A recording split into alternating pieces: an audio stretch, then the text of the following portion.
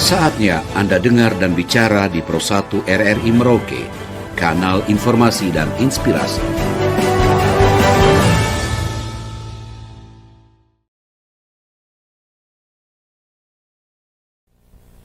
Untuk ketertarikan sendiri memang sebenarnya tidak tertarik, tapi banyak istilahnya dinamika yang terjadi di kalangan anak muda, bahwa seperti tadi yang disampaikan, banyak anak muda yang takut untuk mencoba dalam dunia politik. Dengan adanya berbagai banyak dukungan juga, akhirnya ketertarikan itu muncul. Bagaimana kita bisa berpartisipasi dalam konsentrasi politik, dan ya puji Tuhan, dinamika yang selama ini terjadi itu ternyata kita bisa patahkan, bahwa anak muda juga bisa, anak muda dalam dunia politik juga bisa. Jadi bukan hanya di dunia politik, dunia lain pun kita anak muda pasti bisa. Intinya ada kemauan, ada dorongan, dan ada semangat dari diri kita sendiri dan dari dukungan dari orang-orang di sekitar kita, pasti bisa.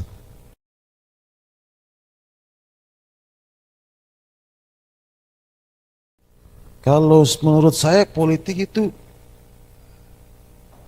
mungkin tempatnya orang-orang yang punya wawasan luas, orang-orang yang punya kemampuan dalam public speaking dan lain-lain.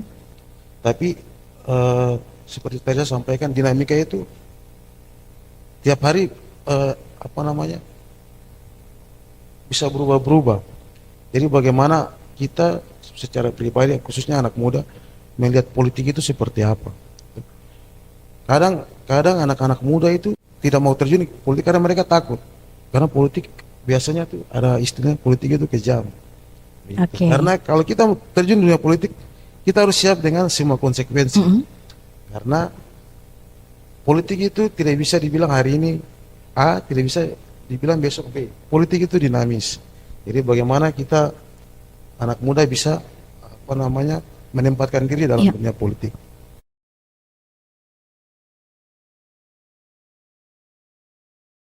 Kalau setelah kita kita terjun di dalam, awalnya kan kita di luar sistem kepartaian ya.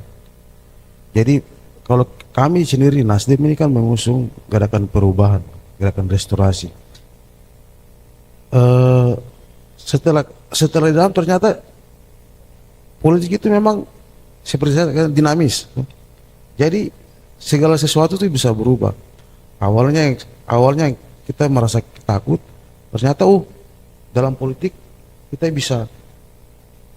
bisa mengekspresikan diri kita, tapi dalam kontestasi politik. Misalnya kita mau menyuarakan aspirasi dari teman-teman atau dari simpatisan daripada masyarakat. Awalnya kita bingung, kita mau kemana nih, kita mau sampaikan ini kemana. Saya termasuk salah satu anak muda yang selalu bertentangan dengan pemerintah, apalagi kalau salah. Jadi setelah masuk kita bisa tahu, ternyata kita harus terjun dulu di dunia politik, supaya apa yang kita mau sampaikan bisa didengar. Kalau kita berteriak dari luar, sampai mati pun tidak didengar. Jadi memang awalnya ketakutan itu yang menghantui diri kita, tapi setelah kita terjun di dalam, kita tahu bahwa memang ini harus kita terjun, supaya apa yang selama ini menjadi kerinduan masyarakat. Apalagi kalau saya ini di Dapil 1 ya. Dapil 1 tuh persoalannya itu sangat kompleks. Kita urus anak muda, kita urus pengangguran. Karena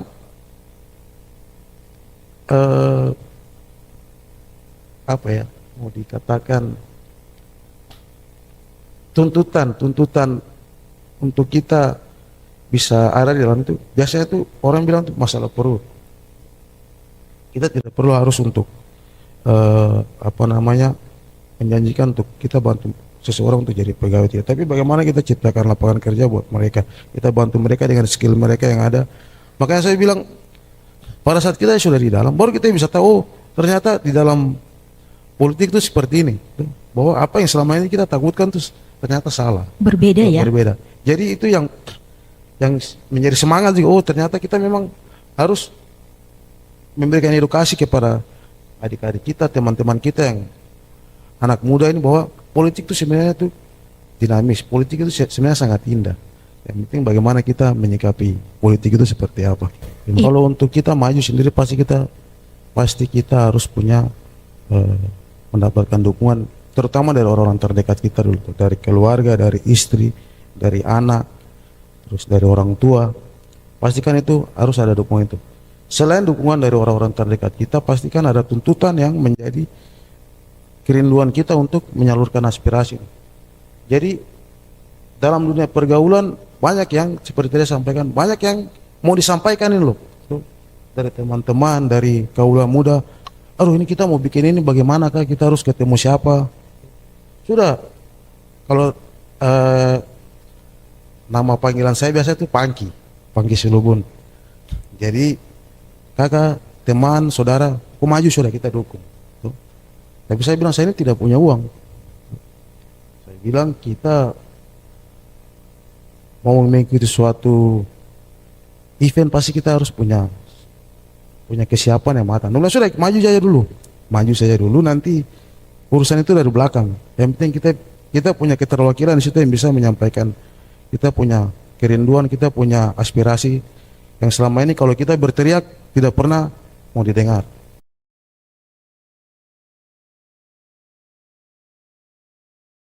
Kalau saya sendiri untuk kemarin maju, sebenarnya kalau kontranya tidak ada, cuma ada wejangan-wejangan yang selalu disampaikan tuh. Sebelum maju harus berpikir konsekuensinya seperti apa. Tapi berkat dukungan orang terdekat, keluarga, istri, anak, orang tua, dan teman-teman, terus para pendukung, saya punya kepercayaan diri. Kalau untuk kontra sendiri sebenarnya tidak ada. Jadi bagaimana dukungan itu kita bisa satukan untuk mendapat sebuah kemenangan.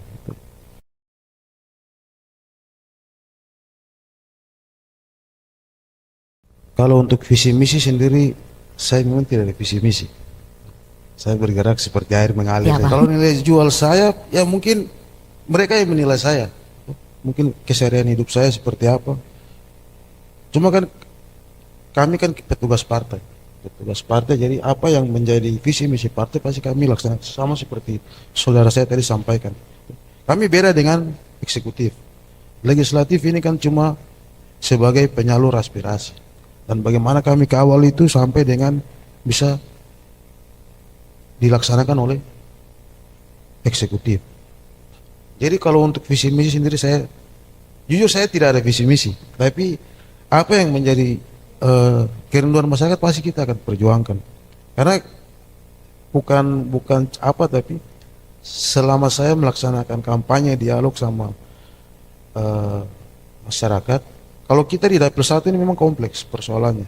Ini bukan masalah kita berbicara penduduk lokal, ada juga penduduk lokal, tapi di dalam dapil 1 sendiri itu kita sudah warga Nusantara. Jadi permasalahan yang kita hadapi memang kompleks. Jadi kalau kita bicara visi misi apa, saya sampaikan kepada saya tidak ada visi misi, tapi apa yang mau disampaikan kepada saya supaya saya bisa menyuarakan itu ke eksekutif, kepada pemerintah. Jadi saya sampaikan bahwa tugas kami sebagai perwakilan masyarakat, apa yang menjadi keluh kesah masyarakat selama ini akan kami perjuangkan. Mungkin ya seperti tadi saudara saya sampaikan dari segi ekonomi, pendidikan, dan lain-lain.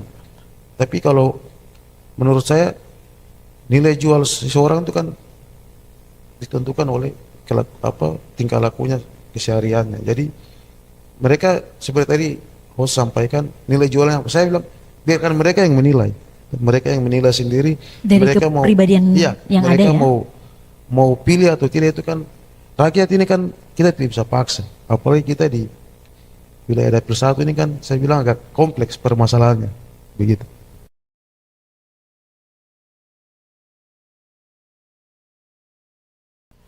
Baik, kalau untuk motivasi yang kita sampaikan kepada adik-adik kita bahwa di dunia politik itu memang seperti tadi saya sampaikan, politik itu dinamis, dinamis. Jadi kita harus berani dulu, berani kita meninggalkan stigma bahwa politik itu kejam, politik itu jahat.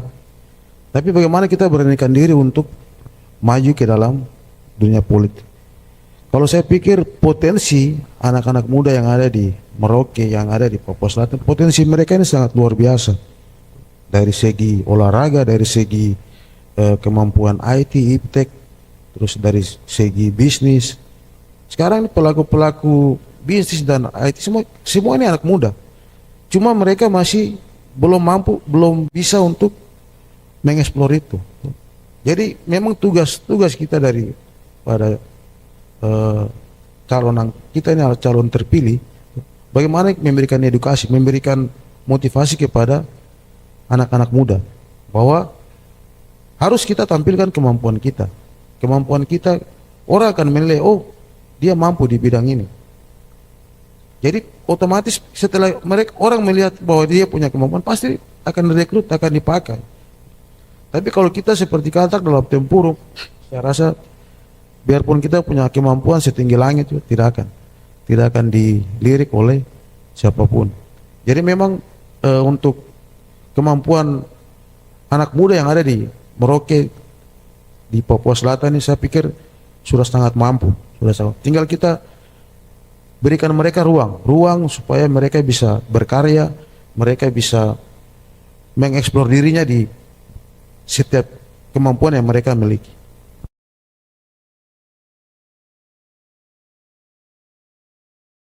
Jadi apa kemampuan untuk anak muda ini untuk dalam bidang politik sebenarnya sudah sangat bisa. Cuma itu sudah yang disampaikan tadi. Mereka ini masih rasa minder, masih merasa takut. Jadi kenapa kami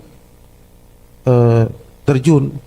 Kami mungkin sebagai nanti mudah-mudahan sebagai batu loncatan buat adik-adik ini bawa kita. Gitu. Jadi dulu kemarin kakak Pangki dan kakak Mario bisa, kenapa kita tidak bisa? Gitu. Jadi memang tugas kita di legislatif ini bagaimana kita merubah mindset itu, mindset politik itu bahwa sebenarnya anak muda punya peran penting, punya kemampuan. Anak muda di zaman sekarang yang dikatakan zaman Gen Z ini, mereka punya peluang yang sama seperti beberapa tahun lalu. Jadi dinamika politik yang terjadi pada saat sekarang ini anak muda yang jadi penentu. Pemilih terbanyak untuk seluruh Indonesia ini adalah anak muda juga. Jadi sudah terbukti kemarin pada saat pemilihan presiden kemarin, euforia anak mudanya itu berbeda dengan mau dibilang pasangan yang orang tua ya. Tapi euforia anak muda itu, oh Mas Gibran bisa, berarti kita di daerah ini pasti juga bisa. Jadi tinggal bagaimana kita keluarkan kita punya kemampuan, rasa percaya diri kita yang kita selama ini mungkin kita tidak percaya, saya bisa nih tapi takut. Nanti dulu tunggu umur sekian. Nah, itu yang harus kita rubah. Jadi memang di pemilihan kemarin ini hampir 80% ya. 80% semua muka baru. Yang dimana range umurnya itu dari antara 25 sampai dengan 35 tahun. Jadi dari situ kita bisa belajar, oh ternyata yang punya peluang ini bukan hanya orang-orang tua atau senior-senior kita, tapi anak-anak muda yang mungkin baru lulus SMA, kalau mereka berani, silakan. Mereka merasa terpanggil dalam dunia politik, silakan. Intinya punya rasa percaya diri dulu, bisa menghilangkan rasa takut itu. Jadi kita bisa bertarung dalam dunia politik.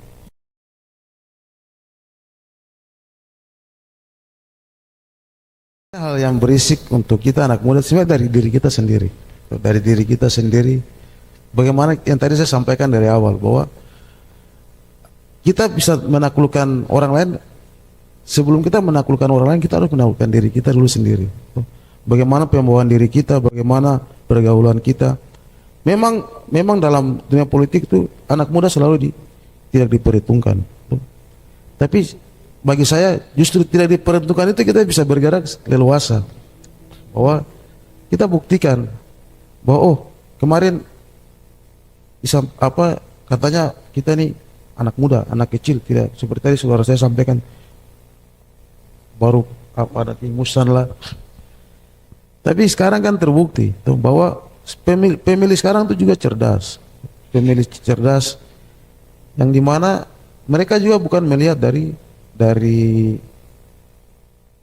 mungkin umur, tapi mereka lihat dari bagaimana pendekatan kita terhadap mereka. Jadi kalau untuk rasa berisik itu sendiri saya pikir tergantung dari kita individu kita, bagaimana kita menempatkan diri di masyarakat.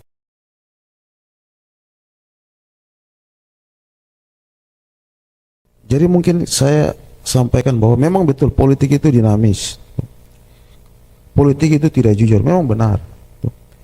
Tapi kami ini bukan legislatif ini bukan untuk sebagai sama seperti eksekutif yang bisa memutuskan segala. Kami cuma sebatas menyampaikan aspirasi masyarakat. Makanya tadi saya bilang waktu saya kampanye, waktu saya dialog dengan masyarakat, saya tidak menyampaikan visi misi. Tapi apa yang menjadi kerinduan masyarakat sampaikan kepada kami, dan itu tugas kami untuk mengawal itu. Mengawal itu sampai dengan kita bertemu dengan eksekutif, kita harus bisa pastikan bahwa apa yang menjadi aspirasi kita harus sampaikan ke eksekutif dan harus dieksekusi. Jadi itu memang tugas kami. Jadi memang kalau dibilang politik itu keras, benar. Politik itu dinamis, politik itu tidak jujur, itu benar juga. Tergantung sekarang siapa yang melaksanakan itu.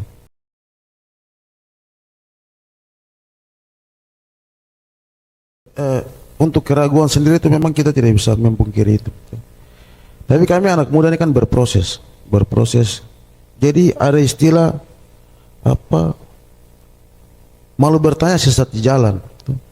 Jadi kalau anggapan mereka sampaikan bahwa kami anak muda tidak mampu, anak-anak muda ini tidak, itu mungkin pandangan mereka. Jadi kan di dalam dunia politik kan ada pro dan kontra. Jadi bagaimana kami menyikapi itu? Jadi kita anak muda pasti kita akan berproses tuh. Berproses politik, berproses untuk demokrasi, berproses untuk merakyat. Apalagi tadi disampaikan untuk RDP. Kan tidak mungkin kita jadi anggota DPR terus kita tidak belajar. Kita tidak banyak bertanya kepada senior, kepada sesepuh, kepada mungkin panutan kami di dalam dunia politik. Apalagi kalau kami di Partai Nasdem ini kan punya banyak senior yang berpengalaman. Kami sebelum jadi anggota DPR kami ada sekolah legislatif juga. Jadi sekolah legislatif itu kan tidak membahas masalah politik, tapi bagaimana kita sekolah untuk bagaimana mendengarkan aspirasi masyarakat, penyampaian kami kepada eksekutif seperti apa. Jadi memang untuk pro dan kontra, untuk mampu dan tidak, itu pandangan orang. Tetapi bagaimana kami bisa keluar dari zona itu. Kami akan membuktikan bahwa apa yang selama ini orang sampaikan kepada kami, anak muda tidak bisa. Berikan kami waktu 5 tahun. Siap. Kami akan buktikan itu.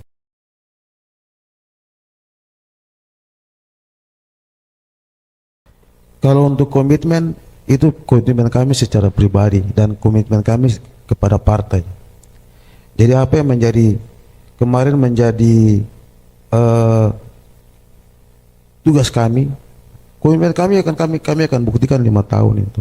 Kami juga mohon dukungan dari semua masyarakat bahwa kami baru di parlemen Kabupaten Merauke, kami pendatang baru. Kami butuh masukan, butuh saran, butuh bimbingan. Jadi bagaimana kami bisa berkomitmen nanti untuk menjalankan aspirasi masyarakat itu. Jadi kalau untuk komitmen sendiri itu kembali dari pribadi masing-masing. Tapi saya yakin saya dengan saudara ini kami pasti akan berusaha semampu kami, di mana apa yang disampaikan kepada kami akan berusaha untuk mengawal itu sampai dengan ke meja eksekutif.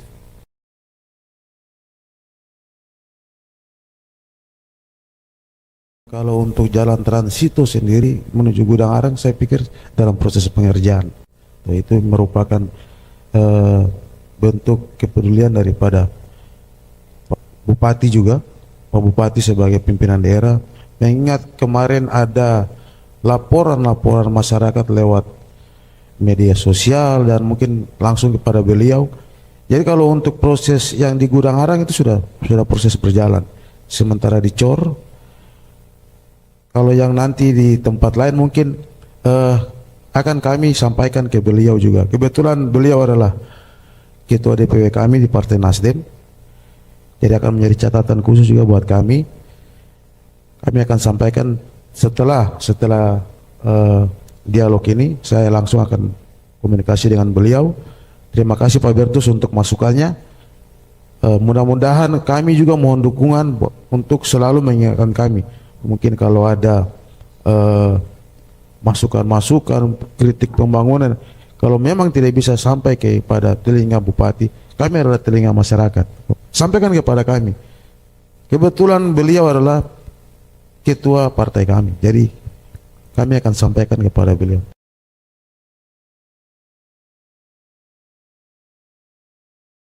Jadi untuk kaulawan muda yang ada di Kabupaten Merauke dan ada di Papua Selatan, banyak hal yang perlu kita benahi. Yang perlu kita benahi rasa percaya diri kita. Bahwa selama ini mungkin kita tidak punya rasa percaya diri. Saya dulu juga kalau untuk bicara di depan sini tidak bisa. Saya lebih baik kamu suruh saya kerja. Tetapi tuntutan itu yang membuat kita harus belajar.